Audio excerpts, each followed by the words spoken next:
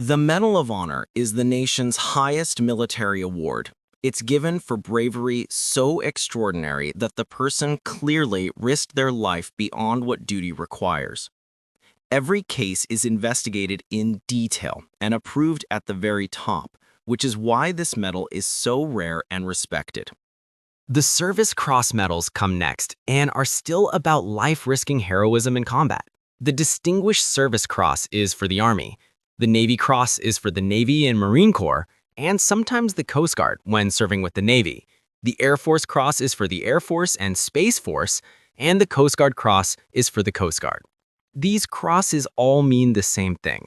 A service member faced the enemy, took extreme personal risk, and acted with exceptional courage, just below the Medal of Honor level. The Silver Star is the third highest combat decoration for individuals. It grew out of the old Citation Star. It tells you the person showed gallantry in action against an enemy, clear courage under fire with real risk of life. Fighter pilots who become aces with 5 confirmed kills often qualify for the Silver Star because they repeatedly risked their lives in air combat and won. The Purple Heart is awarded to U.S. service members who were wounded or killed by enemy action. It honors sacrifice, not job performance. The National Purple Heart Hall of Honor is in New Windsor, New York. The original Purple Heart, designated as the Badge of Military Merit, was established by George Washington. The modern medal is awarded in the President's name for qualifying wounds or deaths since April 5, 1917, and is the oldest U.S. military award still in use. Armed Forces Expeditionary Medal, given to U.S. service members who, since July 1, 1958, took part in a designated military operation, including U.S.-led missions, UN support operations, or assistance to friendly nations. It marks service in specific crises or short campaigns that aren't full declared wars. The Armed Forces Reserve Medal recognizes long, credible service in the Reserve or National Guard. It can include devices that show years of service or a qualifying mobilization to active duty, which helps tell the story of a reservist's career. The Prisoner of War Medal honors those who were captured and held by hostile forces under the rules for that award. It's a solemn acknowledgement of endurance and sacrifice. The Antarctica Service Medal shows a person supported U.S. missions on the Antarctic continent under tough, isolated conditions for the required time. The Bronze Star Medal can be for valor in ground combat, marked by a V device, or for meritorious service in a combat zone when the work made a real difference under wartime conditions. The Distinguished Flying Cross recognizes heroism or extraordinary achievement during aerial flight. It's usually for a single flight or short period where the actions in the air clearly change the outcome. The Defense Distinguished Service Medal recognizes exceptionally important service in joint commands where multiple branches work together. It's often given to very senior leaders whose decisions shaped big missions across the whole Department of Defense.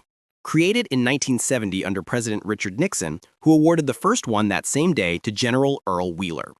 The Homeland Security Distinguished Service Medal is similar but tied to major leadership in the Department of Homeland Security, especially for Coast Guard missions with national impact. The Defense Superior Service Medal is for outstanding service in a key joint job, usually for senior officers and senior enlisted leaders who improved operations across services. The Defense Meritorious Service Medal is for strong, sustained, non-combat performance in a joint assignment, work that clearly made a joint unit better. The Joint Service Commendation Medal and Joint Service Achievement Medal recognize notable results in joint organizations at different levels, from major contributions down to solid on-the-spot achievements.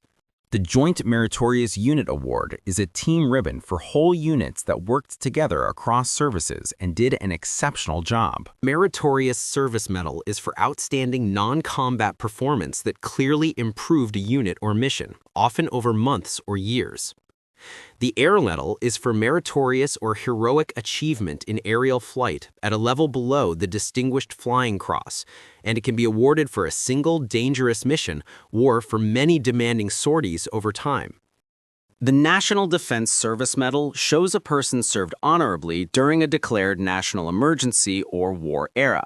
It's a quick sign that the member was in uniform during a major national conflict period. The Humanitarian Service Medal is for hands-on participation in approved relief missions, disaster response, evacuations, or similar operations where service members were physically there helping people. The Military Outstanding Volunteer Service Medal recognizes significant community volunteer work beyond the day job that met a real standard of hours and impact. The Armed Forces Service Medal covers participation in important operations with no direct combat, such as certain peacekeeping or large-scale domestic missions when officially approved. The Korean Service Medal is for service in the Korean War itself, during the original combat dates and locations. The Korea Defense Service Medal is different. It's for later duty defending South Korea after the war, showing long-term deterrence work along the peninsula. The first tells you Korean War veteran. The second tells you Korean Peninsula defense duty in the years since.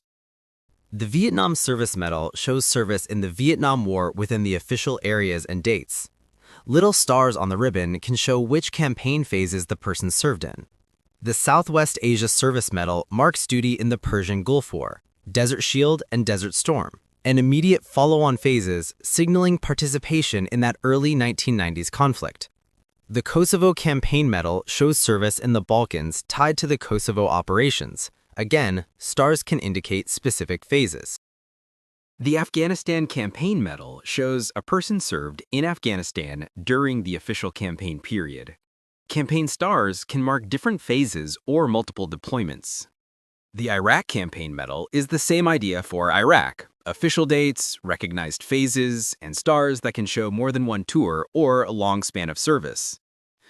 The Inherent Resolve Campaign Medal marks duty in the fight against ISIS in Iraq and Syria under Operation Inherent Resolve, highlighting the modern counter-ISIS campaign. The Legion of Merit is about exceptionally meritorious conduct, usually leadership that improved a large mission. It's also used to honor foreign military leaders with special degrees that match their rank and role. The Global War on Terrorism Expeditionary Medal is for deployed service in approved counter-terror operations that aren't covered by the named Afghanistan, Iraq, or Inherent Resolve campaigns. It often shows earlier or other theater Global War on Terrorism work, where members still deployed and operated in riskier environments.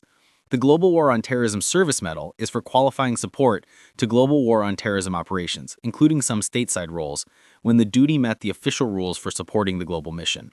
The World War I Victory Medal was a U.S. service medal for those who served from April 6, 1917 to November 11, 1918, and for U.S. forces in North Russia to August 5, 1919, and in Siberia to April 1, 1920.